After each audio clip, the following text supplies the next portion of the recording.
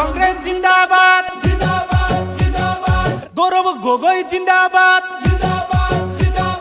রকিবউদ্দিন আহমেদ আকবरी ये हम आपके साथ हैं।